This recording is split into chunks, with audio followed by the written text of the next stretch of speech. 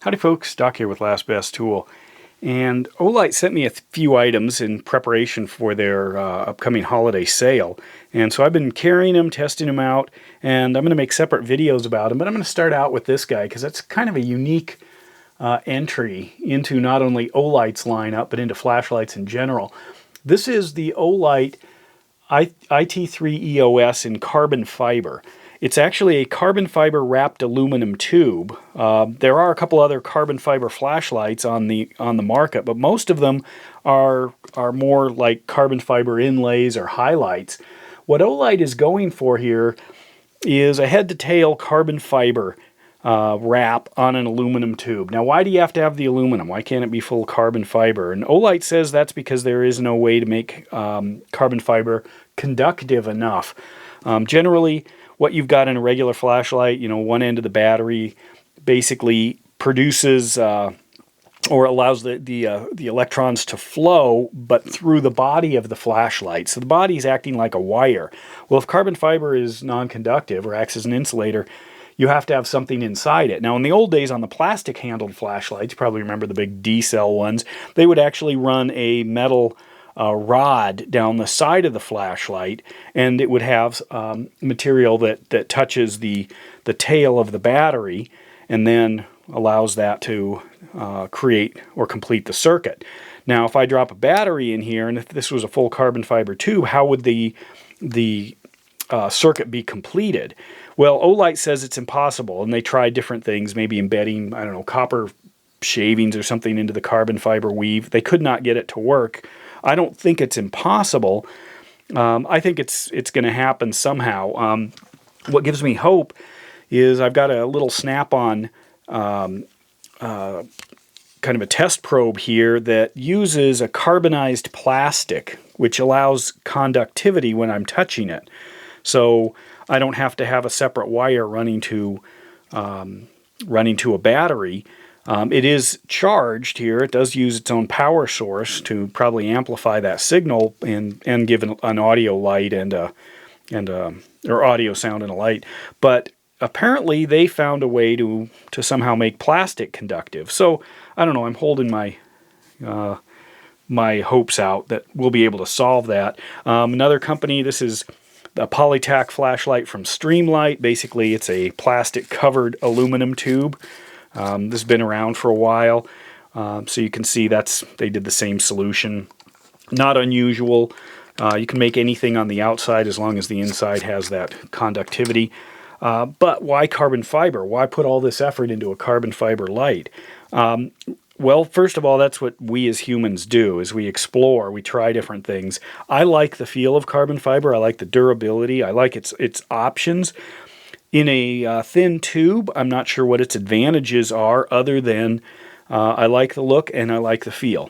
It came with this battery. It runs on a single AAA battery, and I usually swap these out and put an Energizer lithium into the flashlight, and that has to do with cold weather and intermittent use.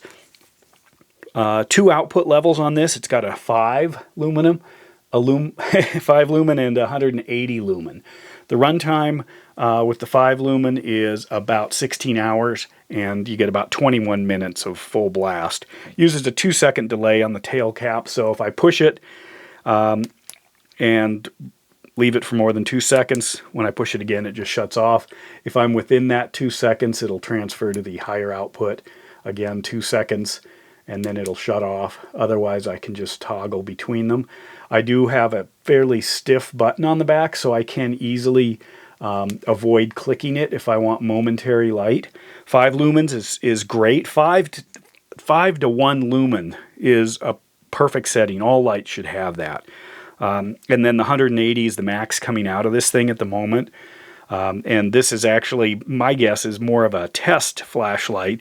Olight pushes the boundaries of machining, of not asking as many why questions, just doing it to see what happens. That's, I think, where this lies.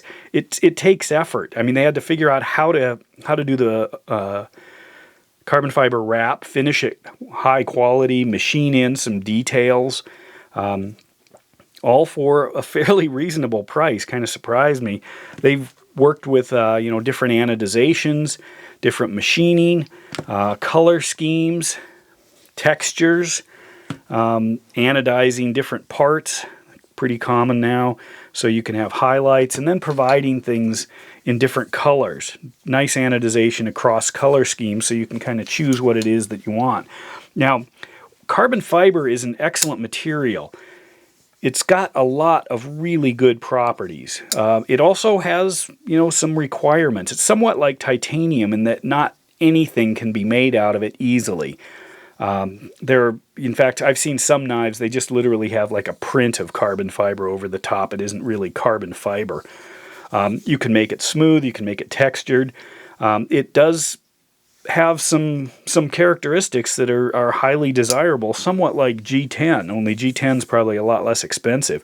G10 does not transmit heat very well, so same with carbon fiber, so you really notice it. I mean, these are all the same temperature, these lights here, but as you pick up one, a stainless steel, this feels pretty cold. I mean, my shop's pretty cold. Fairly cold. Aluminum is an excellent heat conductor. That's why we make aluminum bottomed pans, or full aluminum pans. Anodized aluminum, you get a little bit of insulation.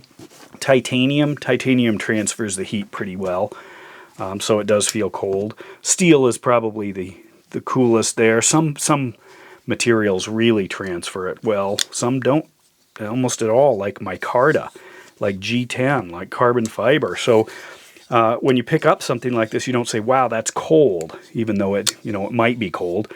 Stainless steel is notorious for transferring heat. So micarta, what do we like about it? Just the feel, the look, the feel. It's almost like it comes pre-aged. It's like linen or paper or some other layerable material compressed with epoxy. So it's an old school material, but it feels really good in the hand and just seems to get better over time. G10, not only is it impervious to a lot of shop fluids, liquids, solvents, etc.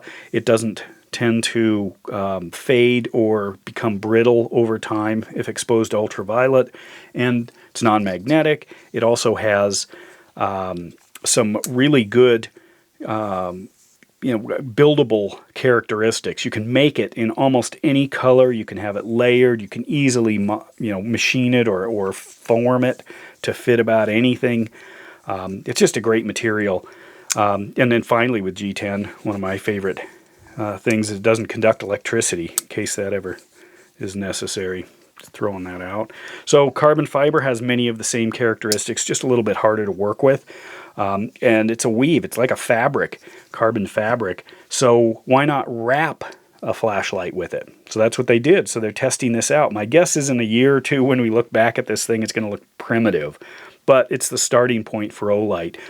They seem to think it's impossible to get any kind of conductive resonance through this thing. I'm going to wait and see, because I really think carbon fiber would be an outstanding material for flashlights. Feels a little bit lighter than you'd think, and then just in the hand, just carrying it. And that's kind of why we do this. We don't ask why. Do I need one of those? No, of course not. But it's fun. I like carbon fiber. A lot of carbon fiber things. So anyway, that is the Olight entry. It's kind of fun looking at where they're going. They've got a new swivel. They've got a new headlamp design.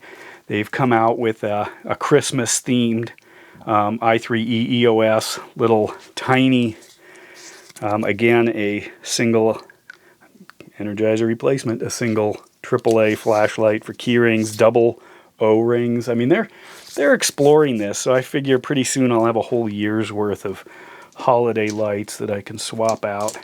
But anyway, there it is, carbon fiber light, first one of its kind from Olight, and it's on sale. With that, Doc out.